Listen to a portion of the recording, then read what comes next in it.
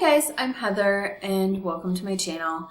So today I am going to go over my very ambitious September TBR.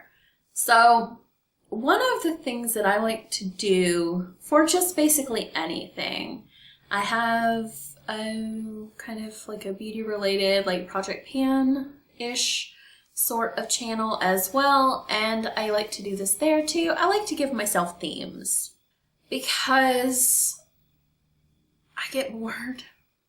And I feel like if I have a theme or a goal or something like that, it makes it easier for me to complete whatever it is that I'm trying to do. In this case, a TBR. It gets me actually motivated to read if I feel like I have a goal rather than just a list of things that I want to get to. And just because I'm crazy, I thought doing an A to Z TBR would be super fun. And I picked September just because it was the upcoming month, not really considering that it has 30 days rather than 31 days, so I'm kind of cutting off a day that I could be using. So what I did was I picked a book whose title started with every letter of the alphabet. A, N, and the don't count unless it actually is part of the title, like if it matters to the title. Which I don't think any of the books that I picked actually have that, but you know, just clarification. A, and the, all the articles don't count in picking my book titles. That would just make things a lot harder. But I am going to make it harder for myself over the month and read them in alphabetical order too. So it really would be easier just to allow myself to read whatever, whenever, because I could get all the short ones out of the way and then focus on the long ones. But we're going to make it hard. We're going to do it in alphabetical order.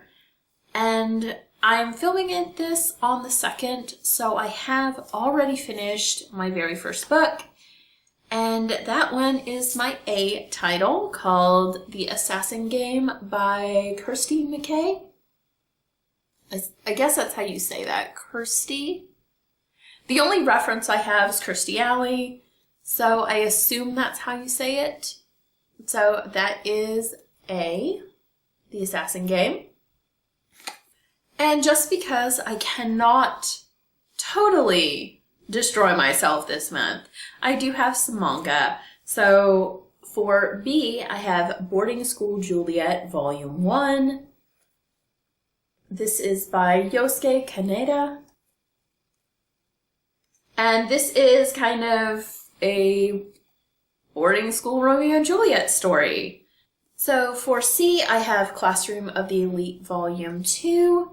And this is by Shogo Kinugasa, and this is a recent haul. I actually had something else in this place, but I really want to read this one, and it should be pretty short because it's a light novel, and we don't want to kill ourselves. So yeah, I'm picking a few short ones as well. So I have this one here for C. And for D, we're going trashy. We have Dangerous Temptation by Kathleen Corbel. This is a silhouette nocturne book. So it's like Harlequin and paranormal. So I think actually Harlequin owns Silhouette now, but Nocturne was the paranormal division. I don't know if that is still around. I don't read a ton of these, but I have a trilogy. So I have the whole trilogy of this, and it's fairies, I think. Yeah, fairies. So that is D. So for E, I have Elixir. Did you know Hilary Duff wrote a book? Because she did. And I think it's a trilogy. I don't remember when it was published. 2010. And it's just a typical like paranormal young adult book. So I don't think it's specifically vampires or anything like that. I think it's just past lives, maybe. Something like that. So that one is E. So F is Fear Street Super Thriller Nightmares. And this has 2 books in it, The Dead Boyfriend and Give Me a Kill. And this is by R.L. Stine, if you don't know who wrote Fear Street. They brought it back sometime recently, I think. I mean, not super recently, I don't think. I think it was more like several years ago they started doing new Fear Street books. And I think these are part of the new ones. So this one is F, Fear Street. Okay, so this next one is really... I bought it because I thought it was funny. I actually don't know that I actually intended to read it. But here we go. This one is Gossip Girl Psycho Killer. And I've just never understood how to say her name. It's Cecily von Ziegesar? I don't know. It lists her as the author. I don't know if she's actually the author of this or not.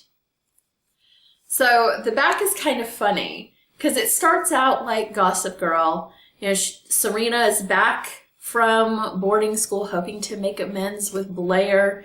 And the thing that has gotten between them is Nate. So Serena decides that the only thing that can fix this is to kill Nate. And then Blair doesn't want her to do it. So it's like trying to stop Serena from killing. And that just sounds hilarious, which is why I bought it. But I think I'm actually going to read it. So Gossip Girl Psycho Killer is G. And so not everything is just completely hilarious. I do have some nonfiction in this as well. And a lot of my nonfiction does tend to be about mental health. So the book for H is Hurry Down Sunshine by Michael Greenberg. And it says A Father's Story of Love and Madness. It doesn't give much of a description. It looks like when I got it used, and it looks like it was an ARC that I got used. So, yeah, there's not much of a description about what this book is about, but I've had it for a while. While it's nonfiction, it's pretty short, so it shouldn't take that long to read. So that is my H. So then for I have Illusionarium by Heather Dixon. And I don't know much about this at all. I got it at the dollar store. I got it at Dollar Tree, so it like literally was $1. And it sounds like it's something about parallel worlds. I don't know. Parallel worlds, I haven't really read much about. So we'll see. I may or may not like this. I did not read Entwined, although I do have it. So I don't know if this one, like that one, is based on some other story. But we'll see how it goes. I got it for $1, so you can't beat that. Then for my J book, I have Julia Vanishes, and this is by Catherine Egan. And it sounds like it's about a witch, and she can disappear, and it makes her a good spy. She is a thief and a spy. So that seems kind of interesting. It seems like it's probably based on the picture, like a history kind of time period. So I don't know. It says there's adventure, murder, romance, intrigue, and betrayal. So yeah, that sounds fun. So, and it's also not terribly long. Looks like it'll be an easy read.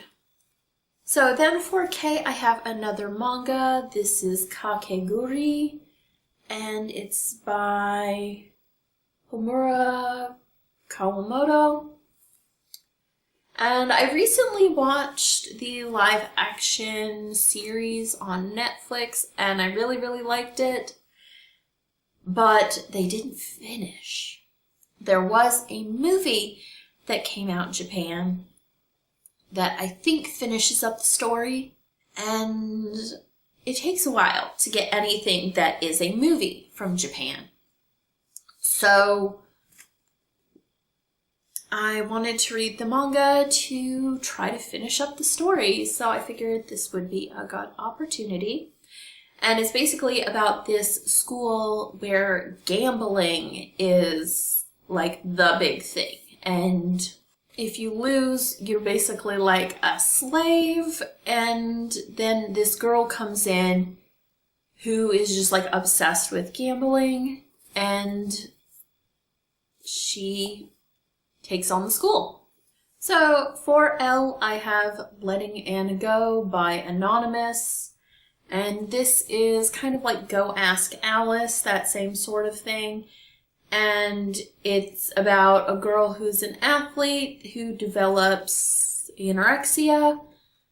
And I've just had it sitting around for a while. I got it on clearance. So I figured I would go ahead and read that one. And then for M, again, it's following the kind of mental health thing. That one is fiction. This one is a memoir. It's called More Now Again by Elizabeth Wurtzel, who is also the author of Prozac Nation. This one is about her addictions. So again, I've had this sitting around for a long time, so I figured now would be a good time to read it. In a little bit of a lighter thing, I have Night Shifted by Cassie Alexander. This is urban fantasy. It says Edie Spence is a nurse, and it's got vampires and other stuff. So it should be fairly easy. Usually these urban fantasies are easy to go through. So then I have Only Child by Patricia Wallace. This is about a creepy child, which is one of my favorite horror things. This is actually from 1985, so we'll see how it goes. I do miss this genre. Like, in the 80s and 90s, and I think even in the 70s, horror was actually a pretty big book genre, and it is not anymore. I wish it was. So I have that one, Only Child. So for P, I have Psychome Volume 1, and this is by Mizuki Mizushiro and Namani. And I don't know much about this one. Something about high school. It says that Kyosuke Kamiya is sent to a remedial academy because of a crime he's accused of that he didn't commit. And now he's surrounded by murderers, and he is actually mistaken for a pretty infamous murderer, so it sounds interesting. So I'm going to read that. It's also a light novel, so it's fairly short and quick. Then I have A Quick Bite by Lindsay Sands. This is part of the Arjano vampire series, and this is more paranormal romance than urban fantasy, so it should have a lot of romance.